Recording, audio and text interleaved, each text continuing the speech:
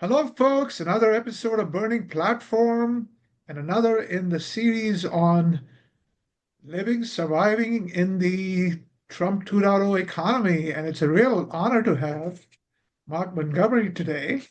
He is the founder and CEO of KYield. He wrote one of the earliest enterprise AI operating systems. So the guy is a genius and a pioneer.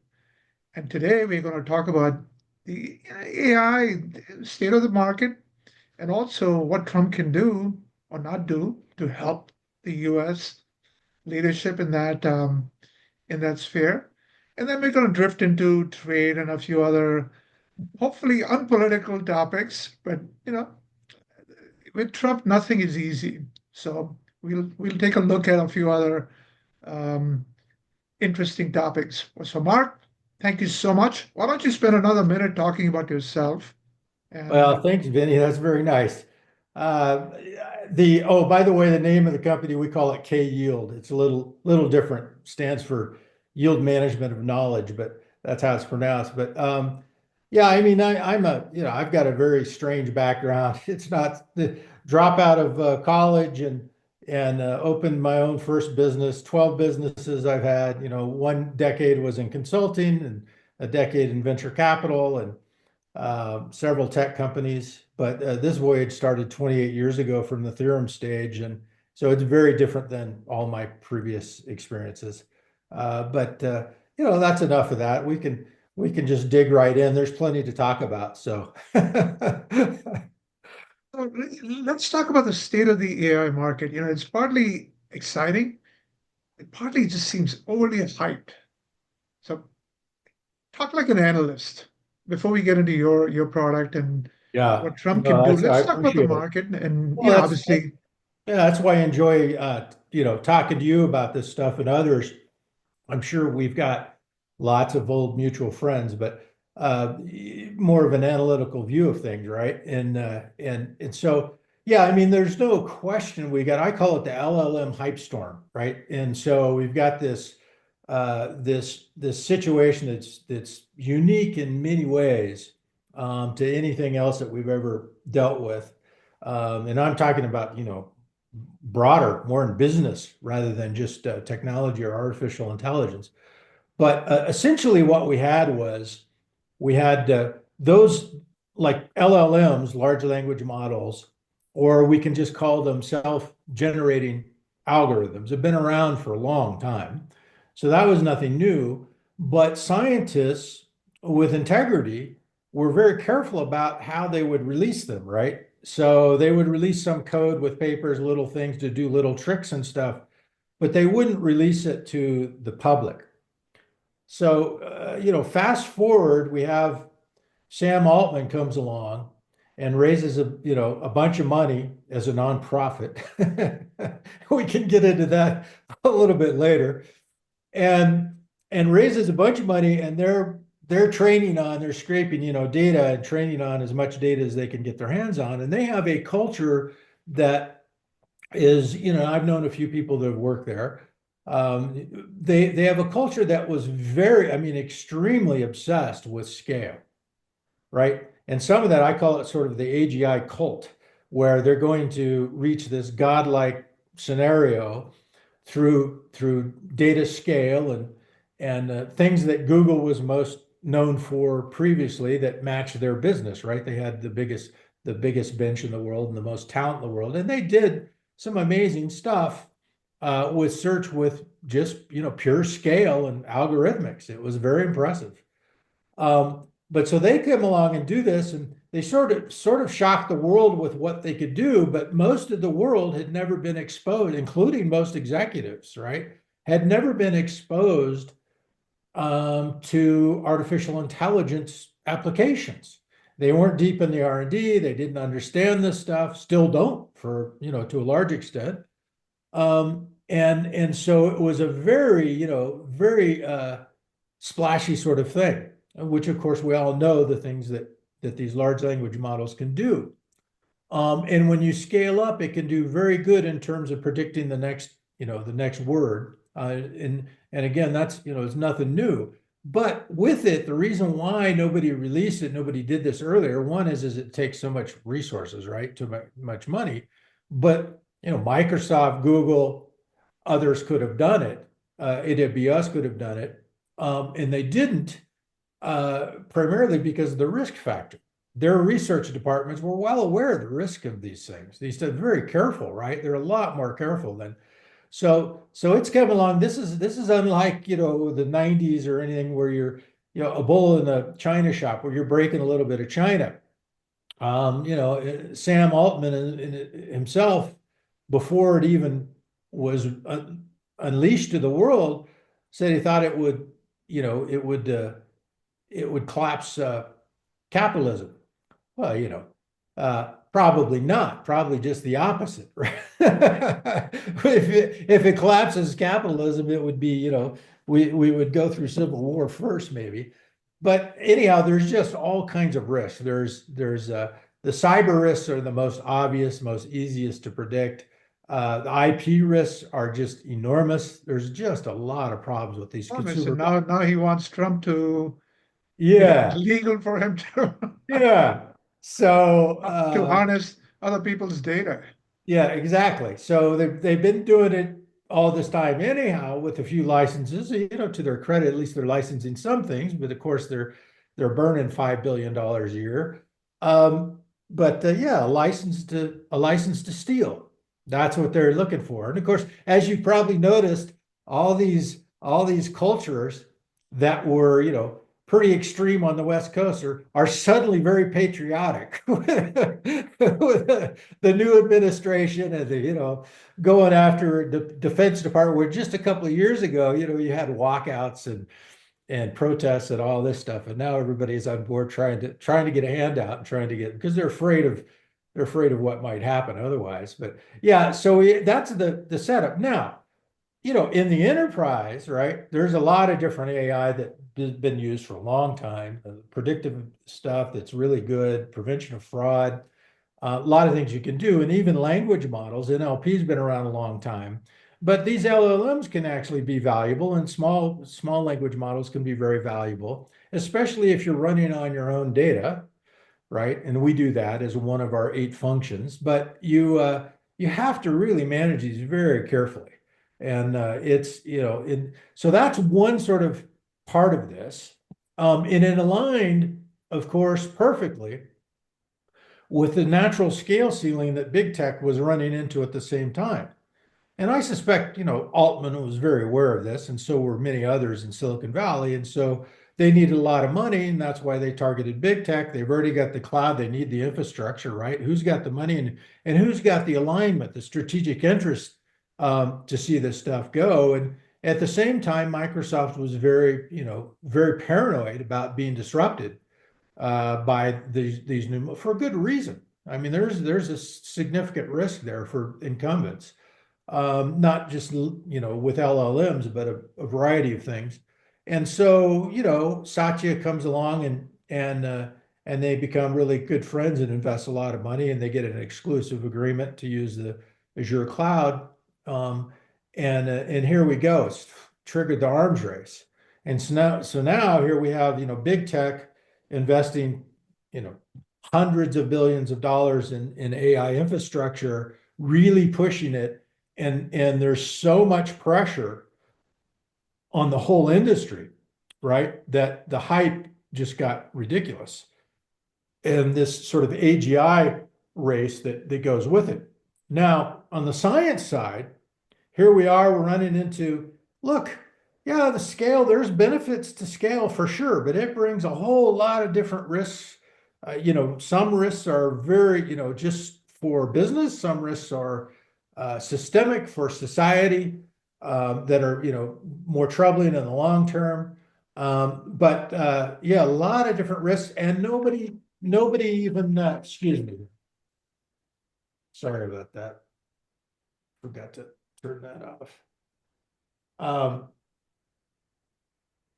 So what they didn't do, which is one of my pet peeves, which we did do to the 28 years of R&D in our case, but they didn't embrace safety engineering principles. that's required of all other industries. In some industries, you can't even work as an engineer. You'll be cast out of their professional associations and unable to work if you don't embrace safety engineering, right? And that's how most of these high risk industries are. And so nobody, and then now everybody's trying to do it after the fact in these LLMs. And frankly, it's very difficult, if even possible, to do if you don't do it up front. But in any event, so big tech gets involved. We got this arms race. It's out of hand. They can't seem to help themselves because of the stock valuation. Now we have, $10 trillion bubble based on these LLMs and these, pretty outrageous forecasts, some of them. So you're absolutely right. I mean, there's a hype. At the same time, there's a as is often the case in these things, right? In bubbles, is there's a lot of basis for optimism and reality in terms of productivity increases and that you can do inside the enterprise, right? And for business, which is being done increasingly. So you've got these strange, but there's a big disconnect between sort of the stock market and venture capital equity Yeah, bubble in a handful of companies. my concern comes into the enterprise world, right? Right, When you look at the use cases, generative AI use cases that are available today, they tend to be SG&A oriented, right? Accounting related, right, procurement, customer service, stuff like right, that. There's very little in the cost of sales because those tend to be operational data and right. most vendors don't have it. Customers have it, right? So that's where, you talk about safety engineering. For most customers now, they're worried that vendors are stealing their data. They see what OpenAI did to New York Times and they Well, a lot of them have tried to do it, right? And they've had to walk it back whether you had this huge outcry. But I mean, they would quietly change their terms of service and say, all of a sudden, oh, well, not only your data now that you're producing with your business software, but everything that we have in storage, right? That we've been collecting all these years are now, and we just changed our terms of service a little bit. Now all of a sudden we have rights to all of your data to train on and sell to your competitors and everybody else in the world. It's we were just talking earlier before we started. I just released a fiction mystery. It's about a billionaire an AI billionaire in Silicon Valley who disappears, and a technology analyst like me used to work for this guy, and his firm has relationship with the FBI, so he gets embedded in the FBI search and investigation. One of the subplots is over and over the theme is who put my who put our oil under their sand, right? So mm, it's about vendors have that attitude. This is my data. right, The customers, this is my right, data, right? right. So so clearly something we need to be much more aware of. But Yeah, let's go. I haven't read this book yet, but I hope you're not giving a blueprint to somebody. I hope that we don't get any copycats here. Well, So, let's talk about that and what can Trump do to make sure the U.S. continues to lead and some of uh, the protections that customers are going to need and so on. well, I wasn't going to do it, but I ended up after I read a few of the LLM companies, their responses to this AI action plan RFI from the White House. Um, they had, I don't know if you're familiar with that, but basically it was a request for input, from anybody.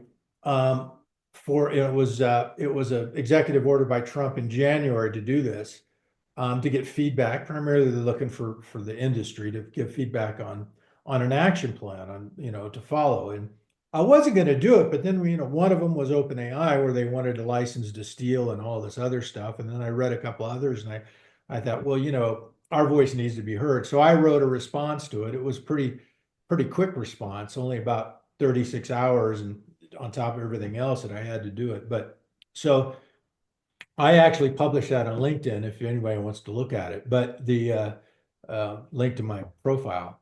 But a few of the things that I'm most concerned with, right? I'm a little concerned about what I've heard from the Trump administration, from Vance and others about no regulation and, hands off and don't want to hurt. Yeah. Normally, that's how I sound. But I know too much about this technology to do that. The risks in this is there, it's a very high risk technology with systemic, implications. And so we do need some, not many, but we need some regulations. And one of the areas, Europe had it right conceptually from the experts that they got advice from, the scientists, and that is basically um, do a risk profile, base it on where the actual risk is.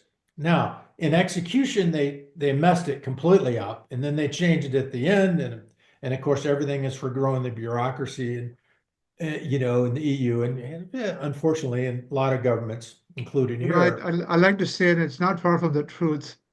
Everything Europe comes up with is designed to slow down the US leadership. So, Well, yeah, it's one of the few effective ways to compete that they've had, especially I don't know if in it's effective. technology. Have you, what did they get Yeah. from GDPR? What, I mean, they seem to slow themselves down because it's so damn bureaucratic. Well, it is a good point. I mean, in the $2 billion fines don't do much to a big tech. So I mean, it's it's a good point. In any event, these are the real quickly the areas that I'm most concerned with. There's a bunch, but I mean, one is to only regulate the areas where the high risk is, and the highest risk, in fact, the super majority of risk in AI.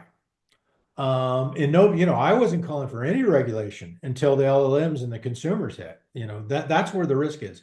So very high volume LLM chatbots that are available to the public. That's where, almost all the risk is. Okay. And so what you should do is What you mean by profile, that? huh? Explain what you mean by that, because I would think the Well, enterprise would have more risk. the only if they're using those those LLM bots, then they're taking on that kind of risk. But it's okay to use the models if you're applying it to your own data, but you darn sure don't want to be using the LLM chatbots for anything business related, where you're sharing any data at all to the consumer chatbots. Unfortunately, it appears that tens of millions of employees are doing that in America alone. And a lot of them, of course, most of them are not trained. They don't understand the risks. And the way that this technology works, it would be pretty easy, even for an expert, to let something slip without realizing the dots that can be connected. So, I mean, and we've done some scenarios on this kind of stuff, but just to give you an example, you could have an employee planning an event for an executive retreat, and they're using this personal chatbot to do that. And they could easily put in, in researching it, right? Enough information so that you can connect the dots to their employer, right? And the senior executives that are going, and then perhaps some other things. So you could do like your book, you could do a pretty good scenario where you could have introduce some serious executive risk, which is on the minds of many after the United Healthcare assassination, CEO. So that's just one scenario, but they're essentially infinite. You can just go on and on and on. IP is a huge problem. Products, before you're ready, a lot of big companies are, of course, very careful about um, disclosing any information on upcoming products for good reason. And it's super easy to disclose enough information to connect the dots. And then on the other side, you've got prompt engineers in competitive intelligence and in China, at the national level, state level, professional espionage organizations, very well funded, that are expert at prompting these things and getting around these so-called guardrails. So that term just drives me crazy because it borders on fraudulent. It's a false equivalent. There are no guardrails in these things. It's text. And so the best that have been built so far, it takes less than an hour to work around them, to ask them anything that you want and get anything you want out of them. That's how good the security is. So you just need a reasonably professional, experienced person to be able to work around it. And of course, it's being done at huge scale. So I mean, there's just all kinds of, it's basically it's a perfect storm for security problems. And unfortunately, you've got some of these big companies in our industry that are incentivized. They've got such perverse incentives that they make a lot more money selling you the products that are insecure, and they make a ton more money selling you fixes to the insecure products that they just sold you. So, we've got a problem. I mean, It's, so at least in the initial iteration, right? He's got OpenAI, he's got Oracle. Obviously, Elon Musk is yeah, whispering in his ear all the time. yeah. Um, and everybody else. I mean, Satya's gone to visit him. Mark Zuckerberg's gone to visit him. So he's been Lot of fairly. new friends. A lot of new friends. But how do we? Let's talk about the U.S. interests, right? How do Right. we keep that going? It's not just the LLMs, right? The GPUs and so on is another Right. angle in that. Well, there's the other things that I'm worried about, which this gets more into the economic, other than catastrophic risk, and there's some serious economic and national interest things in cybersecurity and catastrophic risk, of course. My view is they should have been shut down within days, if not hours, for unleashing the consumer bots just due to national security risk. But the other factor is that the concentration of wealth in a few zip codes on the West Coast and market power, is that's got everybody concerned, and because of the potential impact on the overall economy, because most customer organizations in the enterprise are completely dependent on a rich, diversified economy. There's even some, I've got friends in big tech companies that are concerned about this, and that they realize their incentives are pretty tough when it comes to that, and they don't have any incentive to go the other way. So, that's another big concern of mine. But in terms of, national security, when we go back a long way, I've been a volunteer off and on for, oh, geez, decades. My dad was a U.S. Air Force officer, and I grew up as a NATO kid. And Dad was a fighter pilot, and he flew General Lemnitzer, who was, chairman of Joint Chiefs, and then uh, Secure, the head general of NATO, and we were over there for 3 years. So I mean, I've lived this my whole life, and so I've been a volunteer. I've never had a contract with them because of the government bureaucracy and the problems with it. I mean, we just won't even do it until we're a bigger company because of the problems. But in any event, there's a lot of issues. I think we're mostly making a lot of mistakes. We're not doing it right. Um, they are admittedly tough problems, right? And so I've been calling for export restrictions on advanced technology for, I don't know, 15, 20 years. And so with China in particular, we had offers to go to China, with huge dollars tied to it. Some of their state companies, at least wanted to set up an office and all this, and to go that whole routine where you go over there, and at first they give you market access and they help you out, and while you're doing it, they try and steal your IP, and then turn it over to a local um, CCP friendly company, which is happening to Musk recently, with and then they replace you, and that's the pattern that they've used all along, and that's directly related to anti American leadership in the world, and that's their game plan. So you have to have expert controls. Now the problem is that doesn't necessarily uh, solve the problem now, as we saw with DeepSeek. In fact, as that represents, One of the things that one of our strengths, we've been self-funded, is that we've been constrained, but we haven't had billions of dollars to play with. So when you have infinite amount of money, scale is your weapon. So you play that game. When you're constrained by money or by chips or by some other factor, we know for sure that that it provides an incentive to find, to work around, right? And so you can see that in this knowledge distillation that DeepSeek did. And it was no surprise at all. We've known about this for a long time. Knowledge Systems Labs have been working on essentially the same problem all along. The difference is we didn't have open source or access to LLM models to apply this, knowledge distillation to.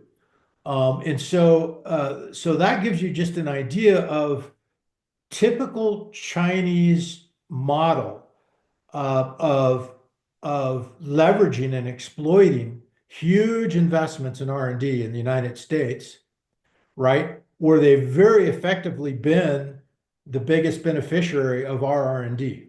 Sometimes it's by hacking directly. Sometimes it's by reverse engineering. They've been all over our websites. That's why we don't disclose anything anymore. All along, you could see patterns. And so, but we need to be aware that China is no longer an emerging economy in terms of competitiveness. Their scientists are world class. They've got a lot of really good scientists. They have enough money, certainly enough capital. They've got a whole nation approach, right, to national security issues and aggressiveness, where it's much easier and quicker to get things done than in the US or any of our democratic peers, when as long as it's something that the CCP, aligns with their interests. There's problems with it, but generally speaking, we were complacent for a long time. And so now we're actually in trouble. There's really a good argument. And frankly, I had this discussion personally with flag officers in the U.S. military several years ago, who were really getting concerned whether or not we would be able to win a war with China in the, at least in their region, right? So yeah, and you can see that with BYD, the car company, where they get strategic incentives to get going. But if it's true, they give you a full charge on an EV in 5 minutes. Musk is the most innovative with Tesla, nowhere near as good. They're eating market share in the auto industry at an extremely fast pace globally. Now we can ban them from the U.S., but they're still going to gobble up if they get the rest of the world market share, become a dominant auto company. They're still going to have, advanced technology, be able to hire, the best scientists and engineers from the Sure. world. And Certainly Europe should be particularly worried about them. exactly. Germany and Germany in particular, yeah. so, I mean, those are kind of the issues. It's a lot more difficult than just a trade war, or a tariff. I completely understand the reasoning behind it. We do need to work towards a Well, reciprocal let's agreement. before you go to jump into the trade war, Yeah, one of the things I'm excited about is and Jensen this week, and he's been talking about digital AI and physical AI, right? right, The next evolution where humanoid robots combined with agentic AI, right? And not right, just robots, you got UAVs, you got drones, right, everything autonomous should be combined with AI. In fact, my book, um, The AI Analyst, the billionaire's company is called Polestar. Polestar has, for every one of the verticals that the Bureau of Labor Statistics tracks, he's got a combination of AI with drone technology or exoskeleton technology and so on. Okay, because he's mixing the physical world with the digital world. Okay, So to me, that is the exciting next wave. Okay. And it's exciting from a trade perspective because we have kind of led the world with next generation warehouses. We're starting to lead with next generation farms, right? There's no Yeah. reason we can't lead with every occupation, physical and AI driven. And which is why I just am baffled that from a trade perspective, German companies or Japanese companies and so on don't want to come and make here. Like you can avoid tariffs, just come and make here. We are your biggest market. Why aren't you making here? So Well, you, let's drift into trade and talk about the yeah, no, I mean, yeah, you're resistance making from a the good, world. yeah, I think you're making a great point. I mean, there's a couple of problems with that is China has been the largest investor in robotics, right? Year after year for a long time, and we haven't been. That's one problem. And Germany has done a pretty darn good job in terms of, automation in terms of the factory and, automotive and But that if, sort of. if you look at distribution centers, Amazon's has Oh some of the yeah, most yeah, automated, right? If you yeah, look at farms, are starting to be much more automated. yeah. So, Yeah, I you mean, you can easily see a time where distribution center and farms are going to be, completely automated. We're already a long way there. So and I and mean, and and Elon's plants are fairly automated. So right, it's not we may not be leading them, but we are certainly using all kinds of robotics and drones and right, sensors and so on. I mean, the Amazon distribution center, I had a chance to go there. Miles of conveyor belts, hundreds of kiosk robots, millions of sensors. So, right, it's not foreign to the US. right, and it's a real problem for third and fourth tier retailers that don't have it. Yep. Because they didn't invest in it. And it's a serious, it's an existential risk now. But what I'm saying is in terms of not wanting to make here, a lot of resistance to making here. It's like, guys, come on. We've got cheap energy. We have the biggest market in the world. That's just Well, BS that you guys are look, resisting. the biggest consumer market in the world by far should be enough for anybody. I mean, and so Trump's instincts are Especially right, after, especially after COVID showed us, right. shrink your damn supply chain. Don't ship it across oceans and Well, that was a huge wake up call, right? It was just like pulled from all the warnings that everybody was making about, eventually this kind of stuff is going to happen, and that was just sort of like a huge wake up call. But yeah, it's our dependence on China became so ridiculous, and I've been screaming about it for 20 years. A lot of us have been. Is like, come on, and then semiconductors, in Taiwan the most advanced chips in the world built in Taiwan, and then with this imminent war threat over Taiwan and China all these years, it was insane. So yeah, do we need hundreds of billions of dollars subsidy to build chips in the U.S.? Probably not. I wasn't for that. I wasn't for the Chip Act. So I mean, there's a lot of agreement, sort of in principle, but it's in the execution of it that I run into problems, right? And so it's not the goal of where we need to be. That's it. There's no question that we were ripped it off. There's seems no like question. a lot of You our know, countrymen and women have just heard this term, tariffs are bad.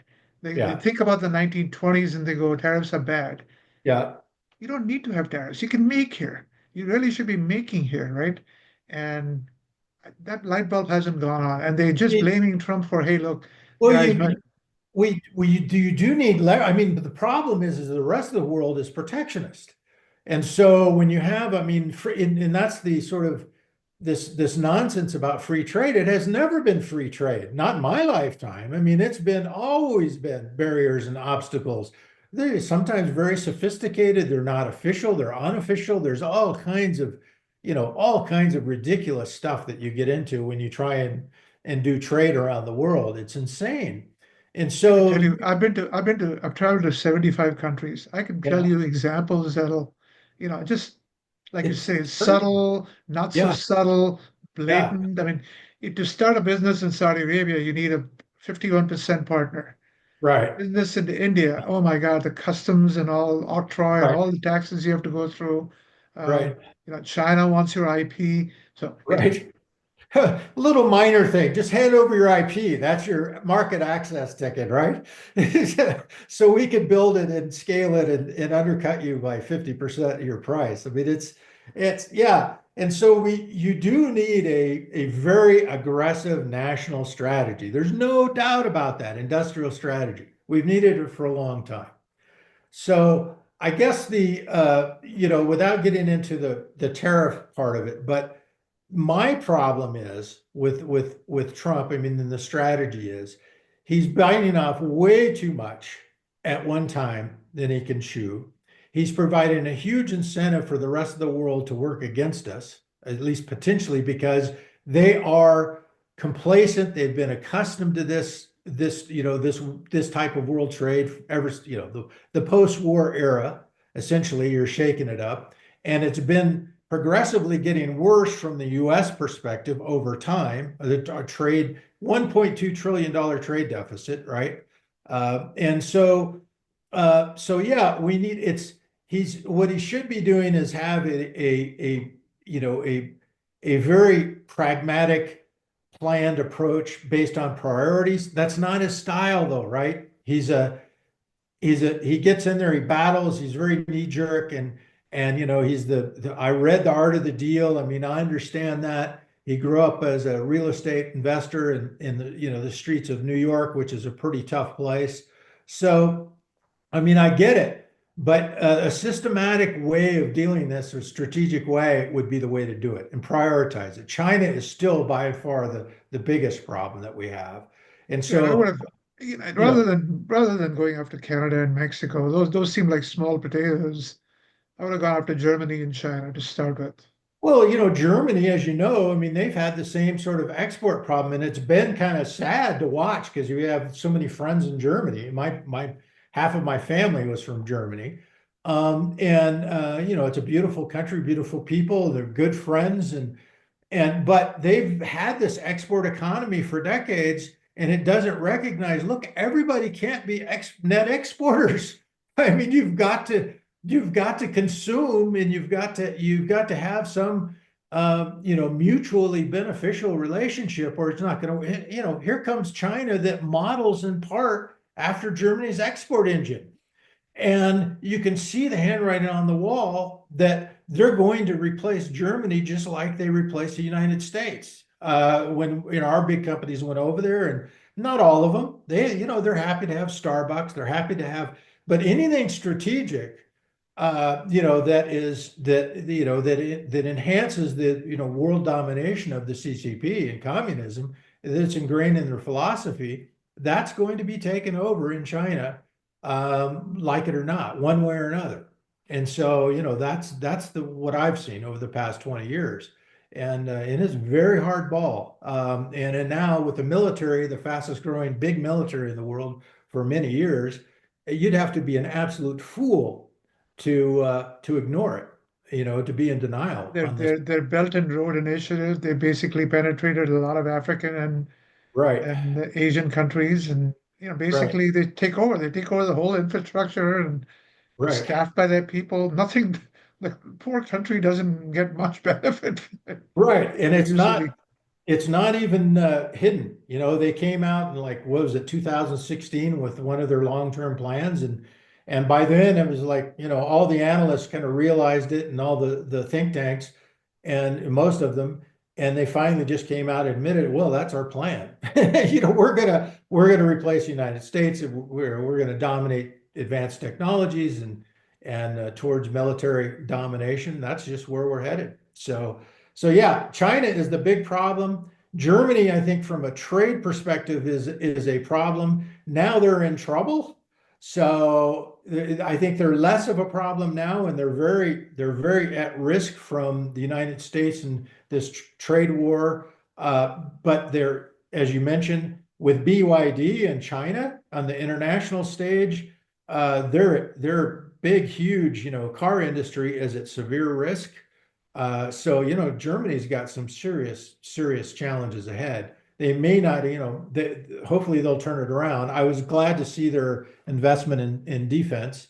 They're in a position to do it, right? They were conservative in their fiscal management, and so they need to do that. I think it'll be good for Europe, hopefully, and good for Germany, and hopefully good for America.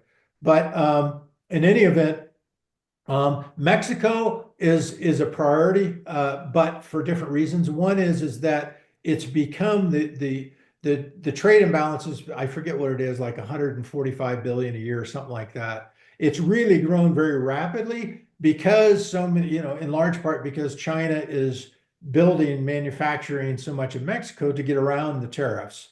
And so that's one of the things that Trump is trying to, that's people don't understand it, but that's one of the reasons for these across the board tariffs is that there's so many loopholes that they can get around by moving around the country. If you don't have broad tariffs, they're very difficult. You play whack-a-mole. Any whack-a-mole that you Even if they make in the US, it's not making, they assemble, right? I mean, exactly. BMW has a plant in South Carolina, Daimler has a Exactly. few, Japanese have a few, Koreans have one in Alabama, Hyundai does, but they Right. just assemble. We need to start making the tier one suppliers need to be here, tier Well, two it's suppliers this need to be here, and yeah, it's the supply chain, right? It's a vertical supply chain that China has, and they've done it in EVs, they've done it in industry after industry, the minerals, and so we've seen. Geez, we were warning about the mineral problem way back in like 2002, and nobody, the U.S., the government, they just wouldn't move, wouldn't listen, and these were critical for the strategic advanced technologies that were emerging 20 25 years ago, and nobody wanted to hear it, nobody's doing anything about it. It's just and so yeah, so I mean these are tough problems. I'd focus on those areas. Mexico, the drugs and the cartels are really serious problems, and that those problems do. I've lived in the Southwest for most of the last 30 years, a little bit in California and the Silicon Valley, but most of it in.